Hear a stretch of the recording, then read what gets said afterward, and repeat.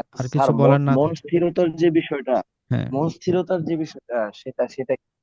এই যে মন চঞ্চল, মন বা চঞ্চল যে মতি, এটার তো অনেক সেটা। বাস্ট একটা সাবজেক্ট। মন চঞ্চল হওয়ার একটা কারণ থাকে, বীর্য মানে যত বেশি বেরিয়ে যাবে। আমি জাস্ট রোদ মানে সুফিদের অ্যাঙ্গেল থেকে বললাম, আমি যদিও এটাকে প্রমোট করি না বা এটা নিয়ে অত বেশি কথা বলি না। আমি এটার সাথে অতটা এগ্রিও না, মানে মাঝামি মাঝামাঝি লেভেলের এগ্রি। তারপর আমি বলার জন্য বলতেছি যে বীর্য যত ক্ষয় হবে মন তত চঞ্চল হয়। ঠিক আছে, এটা একটা বিষয়। আর একটা হলো, যত বিষয় বাসনা থাকবে, আমি মনে করি বিষয় বাসনাটা ইম্পর্টেন্ট। আপনি যত জাগতিক কাজে ইনভলভমেন্ট বাড়াবেন, আপনার যত জাগতিক চাওয়া পাওয়া বাড়বে, আমার একটা গাড়ি আছে, আরেকটা গাড়ি লাগবে, একটা ফ্ল্যাট আছে, একটা হলো আরো চাই আরো চাই, তত আপনার মন ছোটাছুটি করবে। আপনি জাস্ট মনকে ওইসব কাজগুলো থেকে দূরে রেখে সঙ্গীত, সাহিত্য, ধ্যান, জ্ঞান, আধ্যাত্মিকতা এগুলোতে নিজেকে সময় দেন, কেরিয়ার বিল্ড আপ করেন। এই সেকশনে তো কেরিয়ার বিল্ড আপ করা যায়। যেমন আমি শুনলাম যে একজন বাঁশি বাদক মাসে 3 লাখ টাকা ইনকাম করেন। ঠিক আছে, ক্রিয়েটিভ কাজে আছে এবং তার ইনকাম হইতেছে। তো যত জাগতিক কাজ থেকে নিজেকে সরায় আনবেন, তত মন ছোটাছুটি কম করবে। এবং মনে ছোটাছুটির একটা বড় কারণ হলো, মনে 360টা রিপুর বাস: কাম, ক্রোধ, হিংসা, নিন্দা। যখন আপনি কারো নিয়ে হিংসা করবেন, মন তো স্থির হবে না। কারোর ভালো দেখে পরশ্রী কাতর মন তখন হবে না। হ্যাঁ, এগুলো প্রতিটা মানুষের ভিতরে আছে। কিন্তু যতই আপনি মানে মেডিটেশন করবেন, ইয়োগা করবেন, এটা কমে যাবে। ঠিক আছে, এবং আপনি যখন মানুষকে সেবা দিবেন, তখন তো আপনি তার জন্য তার সাথে হিংসা করতে পারবেন না। যখন আপনি, খুব কম মানুষই দিতে পারে, যখন আপনি দিতে শিখবেন যতটুকুই পারেন, এর মানে তো এই না যে সারা জীবন ভিক্ষু, সারাদিন ভিক্ষুকে ভিক্ষা দিবেন। আমি ওই সেন্সে বলতেছি, আপনার যে ট্যালেন্টটা আছে, আপনি সেই ট্যালেন্টটাকে সার্ভিস দেন। যেমন আমার ইয়োগা মেডিটেশনের ক্লাসের ট্যালেন্ট আছে। ঠিক আছে, আমি এটা সেবা দিচ্ছি। আমি তো কাউকে পোশাক দিয়ে দিতেছি না, টাকা দিয়ে সেবা দিতেছি না। আমি এটা বিলিভও করি না। আমার যে ট্যালেন্ট আছে, আমি যে ট্যালেন্টটাকে নার্সিং করতেছি, আমি সেটা মানুষকে দিব। পাপন যখন ভালো গান পারে, এটা আরো কতটুকু ভালো দিয়ে একটা মানুষকে খুশি করা যায়। এই ধরনের সেবা যখন আপনি দিবেন, তখন আপনার মানুষের ব্যাপারে জেলাসি হবে না, মানুষের থেকে বড় হওয়ার চিন্তা জাগবে না। মানুষটাকে আর একটু কিভাবে বড় করে দেওয়া যায়, আগায় দেওয়া যায়। এবং আমার শুক্রিয়া যে আমি গত 2-3 বছরে যতগুলো মানুষকে তৈরি করছি, তারা আমাকে হৃদয় থেকে ভালোবাসে। এবং আমার ভালো লাগে যে আমি এই মানুষগুলোকে তৈরি করে দিয়েছি, তার দুঃখ কষ্ট কমাই দিছি। ঠিক আছে, তো সেই ক্ষেত্রে আহ, কি বলে যে মন এত অস্থির হবে না।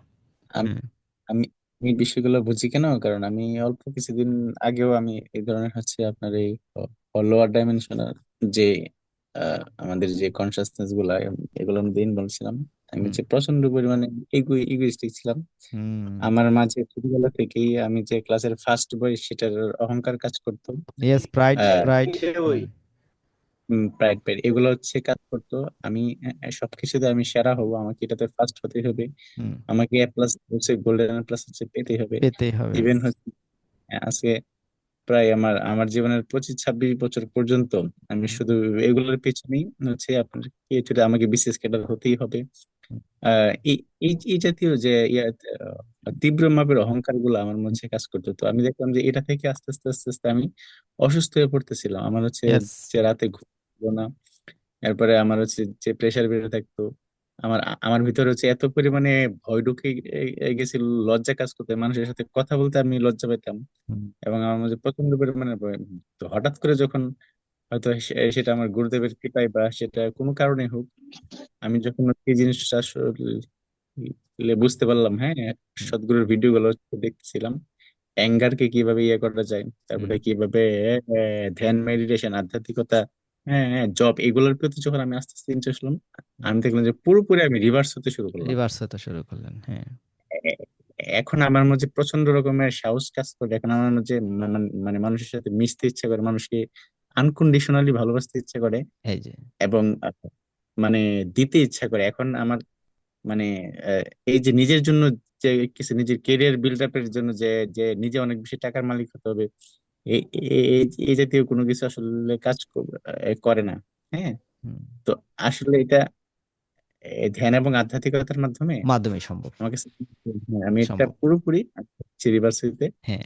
পারতেছি এবং সম্ভব, এই আর যে কি। যেই আমরা যে স্লাইডের নিচের জিনিসগুলো বললাম, এটা জাস্ট সাধনার ব্যাপার। আপনি যখন যোগা মেডিটেশন করবেন, আস্তে আস্তে আপনার মাঝে এটা বিল্ড আপ করবে। ঠিক আছে, আর আপনার হ্যাঁ একটা মামা, যখন, হ্যাঁ। এটা আমার প্র্যাকটিক্যালি ঘটছে বিধায় আমি হুম। আমি জিনিসটা একদম মানে টোটালি হচ্ছে ফিল করি আর কি এগুলা। হ্যাঁ। হ্যাঁ, অভিজ্ঞতা ছাড়া তো আর সত্য উপলব্ধি হয় না, অভিজ্ঞতা থাকলে এটা উপলব্ধি হয়। হুম, সাধনা সাধনা মেডিটেশন আর যোগা করলে এটা আইসা পড়ে আর কি।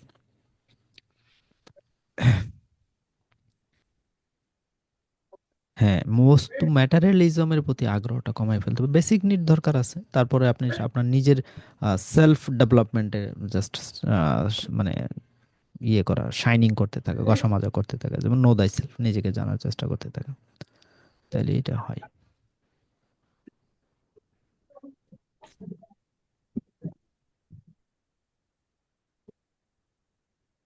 ঠিক আছে, তাহলে আজকে এই পর্যন্তই।